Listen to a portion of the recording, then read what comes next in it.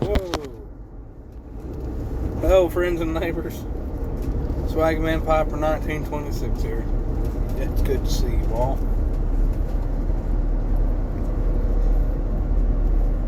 Taking a little bit of a detour drive to my job. It's respectively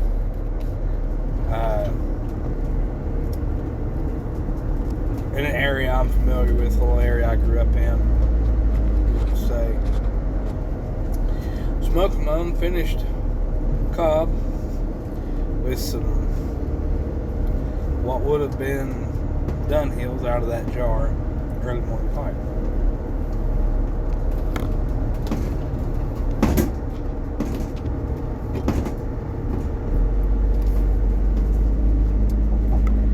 Dunhill, yeah, early morning pipe in the cob is how I really learned to enjoy it. Because whenever I first got it, I had never smelled a lot of Kia or any of the other tobaccos before. And I thought, man, it's, early morning, it's got the chicken on it, it's going to be something like breakfast. Well, boy, was I kind of wrong. But I was like, well, the smoky, it kind of like a little bit of a bacony smell. I was trying to sell it to myself. But I had one of the bigger, MacArthur cobs, and to kind of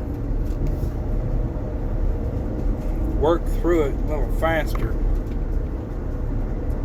I was filling that cob up about as much as you could, and smoking her down, driving it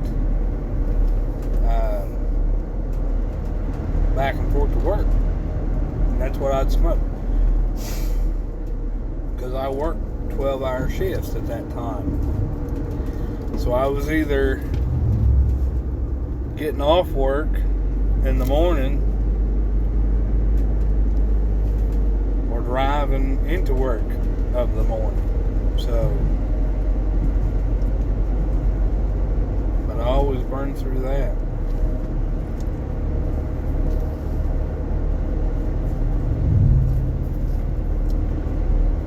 And after about a 10, finally got to where it was really tasting good in the cob.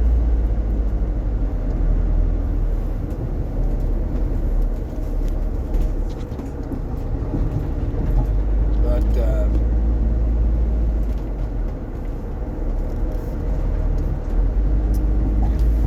that's why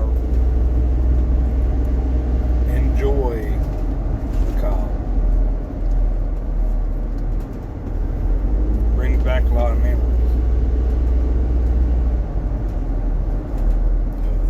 Early days of trying to figure it out.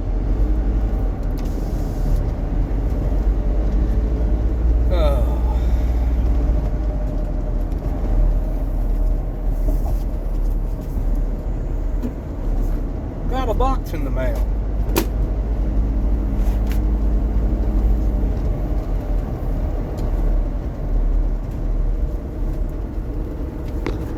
Our dear friend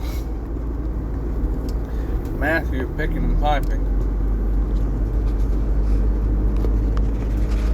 was kind enough to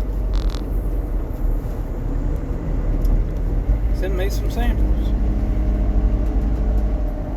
And if I can find a good spot to pull off, we'll talk about it for a second.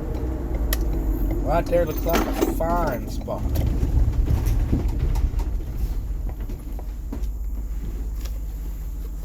I got time.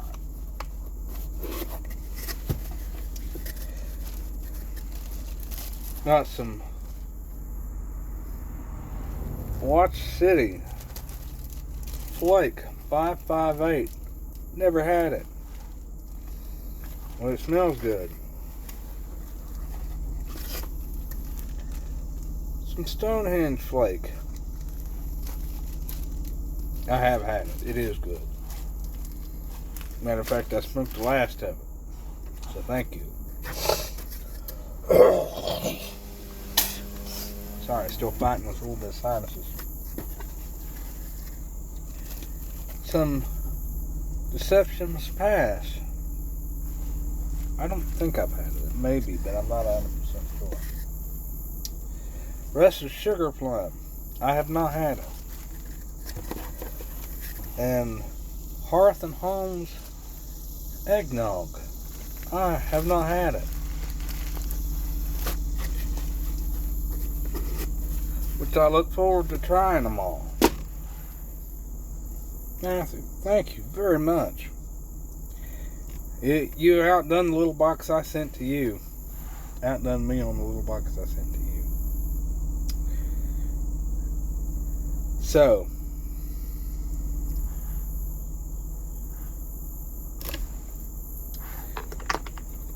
I finally told my mother about my boy being in the hospital. I went the whole time without telling her because I know she would have drove the nursing staff nuts because she couldn't be there, but she'd call them and drive them completely and utterly nuts, and then wear me out. And I just wasn't about to. I didn't have to, so I didn't. But I told her.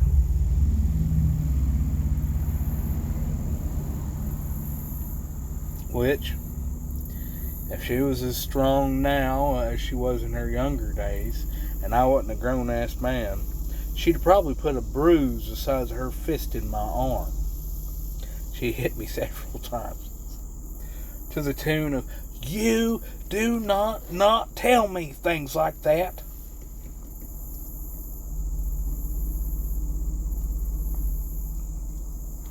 And that happened multiple times. One particular time was with the finger, shaking her finger at me. It's better off that way.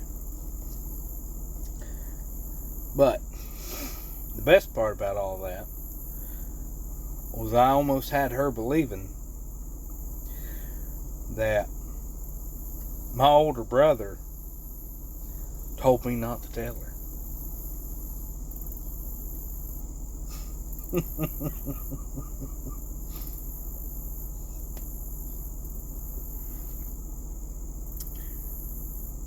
Which I told her, I said I'd actually talked to my brother, and he was helping me to figure out the story on how to get out. I told the truth, obviously,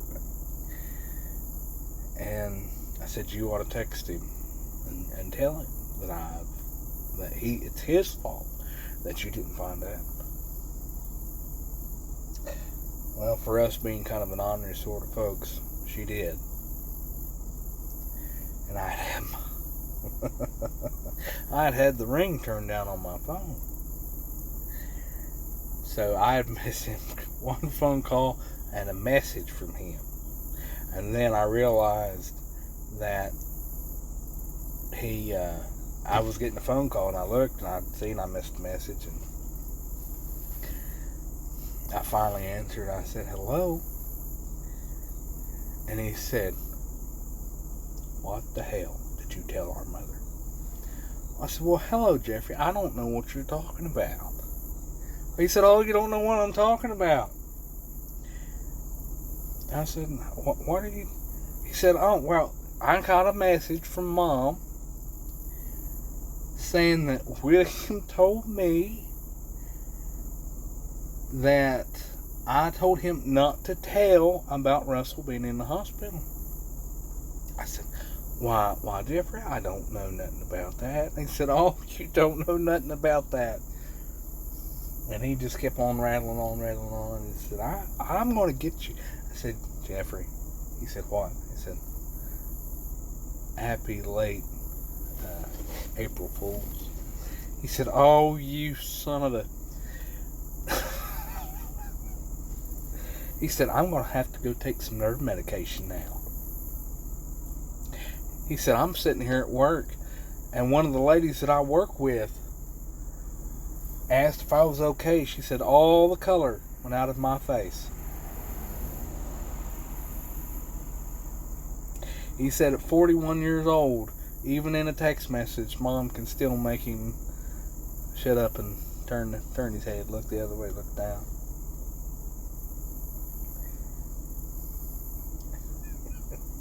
I'm terrible. Oh well. Folks, y'all take care. Hope you have a good Monday. Kill the mosquitoes that's still out there. It's trying to suck the blood. God bless every one of you. Take care of yourselves. And remember, it costs us nothing to be kind.